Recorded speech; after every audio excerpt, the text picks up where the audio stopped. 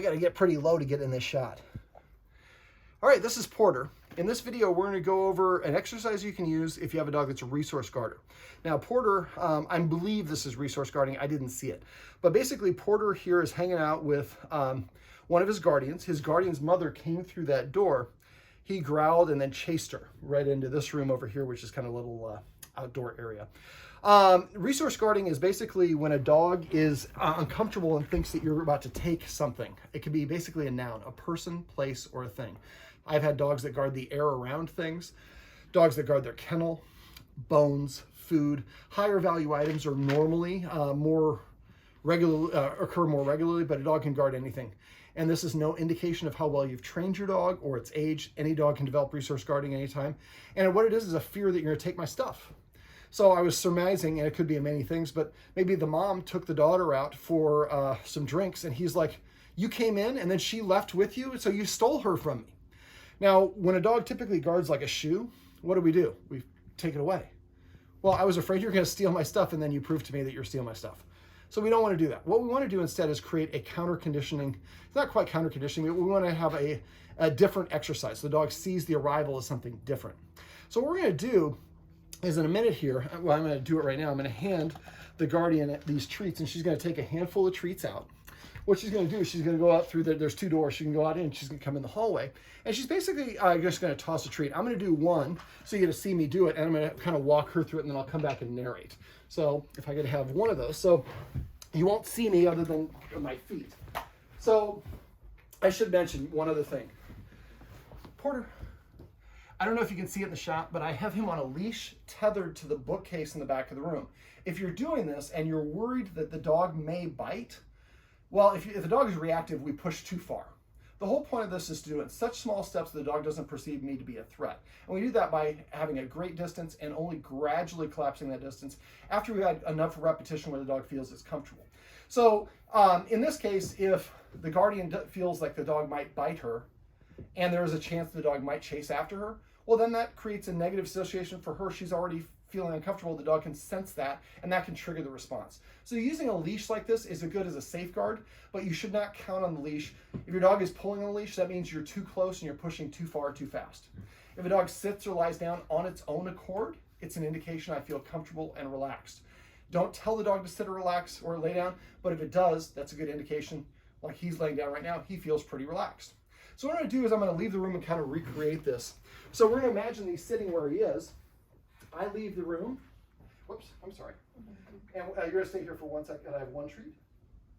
So all I want the guardian to do is come in here, throw a treat so well that he can get it, and then turn around and walk away. So I'm going to have her go ahead and repeat that. So you're going to come in, just stand right there on the step, throw one treat so he can get it, then turn around and walk out the hallway, out of his sight. Actually, I'm going to have you come to this door over here. Go walk through there.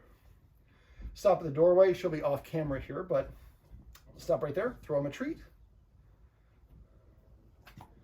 And then go around and come back this way. So this seems really simple. Doesn't have to be hard to work. Now, go ahead and throw. Now, right now, I would say that this is about 8 feet away. After she's done this 5, 10, however many times, and he feels very relaxed, he's laying down, he's comfortable, or happy that she's here, she's going to go ahead and come in one step past the door frame. Right there, stop, and then toss. Now, if Porter growls, bares his teeth, you can't see it because I have a mask on, his hackles get up, he starts barking, lunging, he's saying you came too close. So if that's the case, we walk away, wait for him to settle down, and then come back and stay further away. So maybe this time she steps on the dog bed. So go ahead and come up and just step on the dog bed, right behind you. Here? Yep. And go ahead and toss him a treat. And then she turns and walks away. So her appearance now is an indicator that treats are about to fall from the sky. Treats are essentially $100 bills for dogs. If I'm a dog, now what is he doing? He's looking for her, but he's not looking for her in a guarding. I'm afraid you're going to take my guardian away. I'm looking at you as you're Jack of the, what is it? Whoever the character was that had all the seeds and the beans. All right, let's go ahead and come back one more time. Go ahead and take a half step in the room. Right there is good. Toss. and then walk away. So what I'd like the guardian to do is I'd like her to come and practice this a couple of times a day. So maybe in the morning when you're hanging out, and it's like for maybe 10 treats, 5 treats there, 5 treats there. And at first it's in the doorway, then one step, after maybe a day or two, then 1 step in the room, 2 steps in the room, 3 steps in the room. He's on a leash, so the maximum he can get here if she screws up and pushes too far and doesn't read is here. He can't get to her. He just laid down. One more. Go ahead and come on in and roll on. Oh, it went under the bed. That's all right. I can help. So what the whole premise of this is we want to go very gradually, slow enough where he doesn't feel threatened.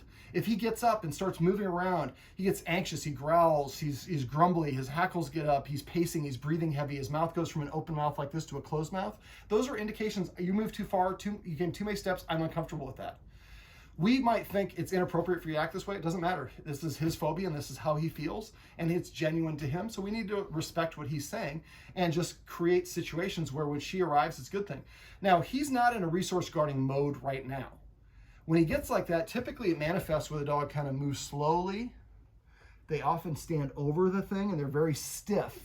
You can often see a lot of white in their eye. Sometimes their ears will be really pinned back or very far forward. He might be growling. The hair on his back between his shoulder blades and his hips might go up. His tail might going straight up. Those are also indication he's uncomfortable. So if we learn to read those body language signals, and as soon as he bares his teeth a little bit or just or freezes, we turn around and walk away, then we listen to him. He doesn't have to raise it up to a bark or to a nip or an air bite or a real bite because we listen to what he's saying. And eventually we get to the point where the guardian can come in here, sit on the bed, drop a treat, and he's comfortable because she's proven herself to him through her actions. Well, let's see. Let's see if we can get you to move over a little bit for the camera. This is my buddy Porter. And these are some tips you can use if you have a dog that likes to resource guard a person, place, or a bedroom. You did very good, buddy.